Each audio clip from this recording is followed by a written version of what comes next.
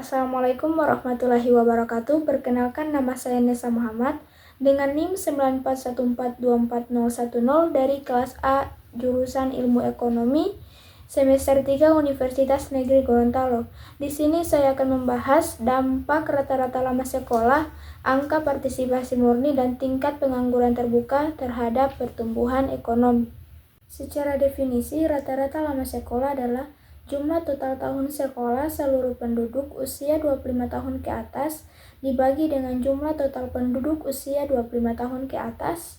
Rata-rata lama sekolah juga menghitung capaian pendidikan yang sudah ditempuh, bukan yang direncanakan ataupun yang sedang berjalan.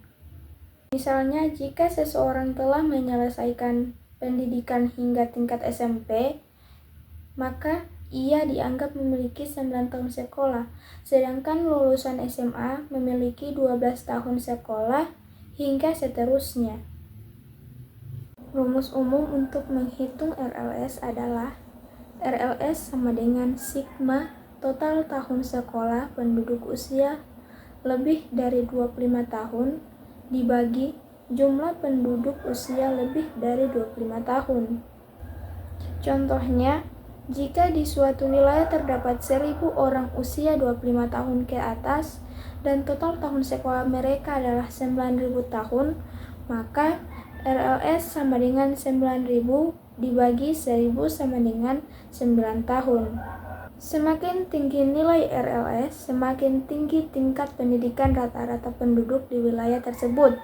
Sebaliknya, jika RLS rendah, itu bisa menunjukkan adanya keterbatasan akses atau hambatan dalam memperoleh pendidikan. Secara keseluruhan, rata-rata lama sekolah penting untuk perencanaan pembangunan, terutama dalam bidang pendidikan dan sosial, karena membantu pemerintah untuk memahami capaian pendidikan masyarakat dan menyusun kebijakan yang tepat untuk meningkatkan sumber kualitas. RLS ini akan memberikan gambaran umum tentang seberapa tinggi pendidikan yang telah dicapai oleh mayoritas penduduk dewasa di suatu daerah ataupun negara. Secara keseluruhan, rata-rata lama sekolah penting untuk perencanaan pembangunan, terutama dalam bidang pendidikan dan sosial, karena membantu pemerintah memahami capaian pendidikan masyarakat dan menyusun kebijakan yang tepat untuk meningkatkan kualitas sumber daya manusia. Berikutnya ada angka partisipasi murni. APM adalah salah satu indikator paling penting dalam bidang pendidikan yang digunakan untuk mengukur persentase anak-anak yang bersekolah pada jenjang pendidikan tertentu sesuai dengan kelompok usia resmi untuk jenjang tersebut. Secara definisi, APM adalah penduduk usia sekolah resmi untuk suatu jenjang pendidikan yang sedang bersekolah pada jenjang pendidikan tersebut terhadap seluruh jumlah penduduk dalam kelompok usia tersebut. Misalnya, untuk jenjang sekolah dasar, usia resmi adalah 7-12 tahun, maka APM SD mengukur berapa persen anak usia 7-12 tahun yang sedang bersekolah di SD, bukan di jenjang lain atau tidak sekolah sama sekalipun. Berikutnya, rumus perhitungan APM adalah APM sama dengan jumlah penduduk usia resmi untuk jenjang tertentu yang sedang bersekolah di jenjang itu dibagi dengan jumlah total penduduk usia resmi untuk jenjang tersebut dikali dengan 100%. Contohnya, jika di suatu daerah terdapat 10.000 anak usia 7-12 tahun usia resmi SD dan 9.000 di antaranya sedang bersekolah di SD, maka APM SD sama dengan 9.000 dibagi dengan 10.000 dikali dengan 100% sama dengan 90%. APM menghitung keterlibatan pendidikan yang tepat usia, sehingga berbeda dengan angka partisipasi kasar, yang menghitung semua anak yang bersekolah di suatu jenjang tanpa memperhatikan usia mereka. APM menunjukkan tingkat efisiensi sistem pendidikan dalam menjangkau anak-anak pada usia yang seharusnya mengenyam pendidikan di jenjang tertentu. Semakin tinggi APM, semakin baik sistem pendidikan tersebut dalam memberikan akses yang tepat waktu. Oleh karena itu, APM sering dijadikan acuan dalam mengevaluasi capaian pemerataan pendidikan dan untuk menyusun kebijakan pendidikan yang lebih inklusif dan efektif. Berikutnya ada tingkat pengangguran terbuka. Tingkat pengangguran terbuka adalah indikator yang digunakan untuk mengukur persentase angkatan kerja yang sedang mencari pekerjaan dan tersedia untuk bekerja, tetapi belum mendapatkan pekerjaan pada periode tertentu.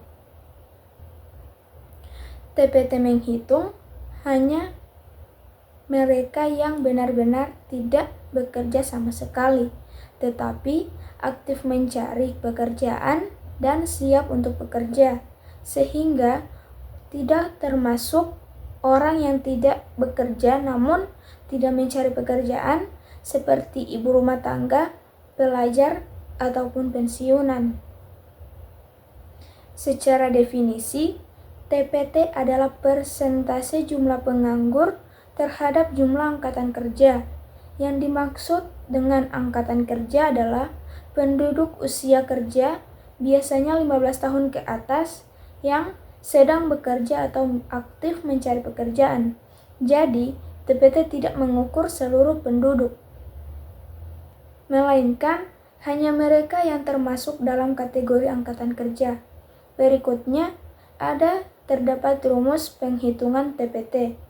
Rumus penghitungan TPT adalah TPT sama dengan jumlah penganggur dibagi dengan jumlah angkatan kerja dikali dengan 100%. Contohnya, jika di suatu wilayah terdapat 100.000 orang dalam angkatan kerja dan 8.000 diantaranya tidak bekerja, namun sedang mencari pekerjaan, maka TPT sama dengan 8.000 dibagi dengan 100.000 dikali 100% sama dengan 8%.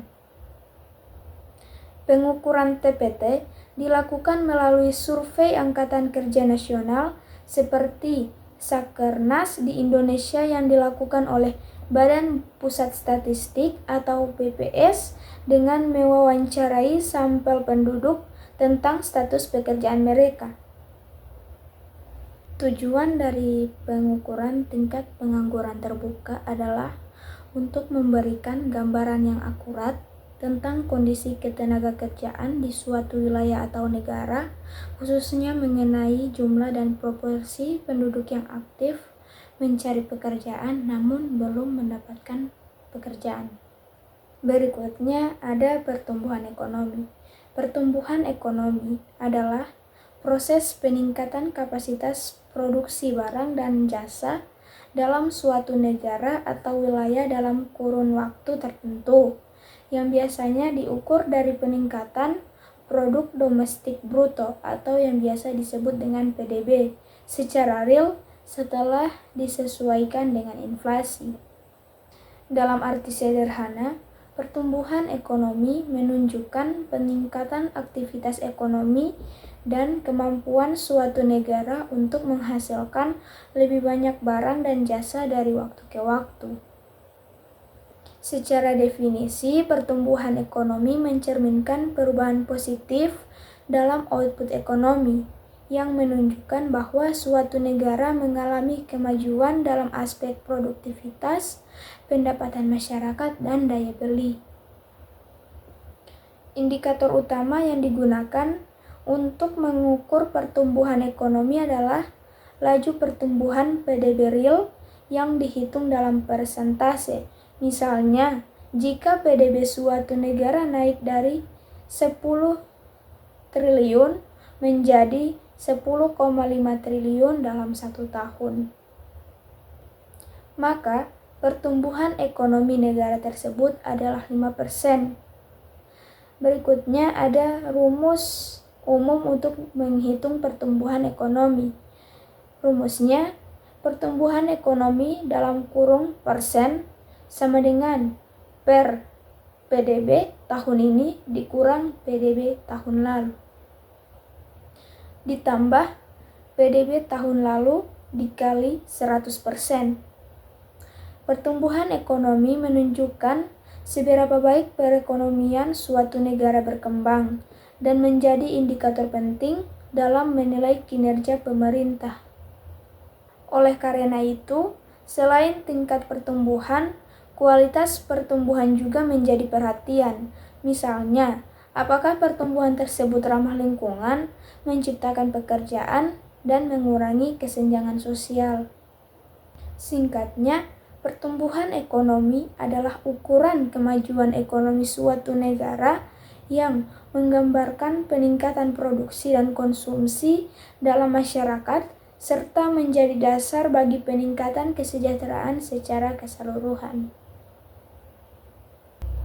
Pengaruh rata-rata lama sekolah, angka partisipasi murni, dan tingkat pengangguran terbuka terhadap pertumbuhan ekonomi dapat dijelaskan secara teori melalui pendekatan ekonomi pembangunan dan teori modal manusia.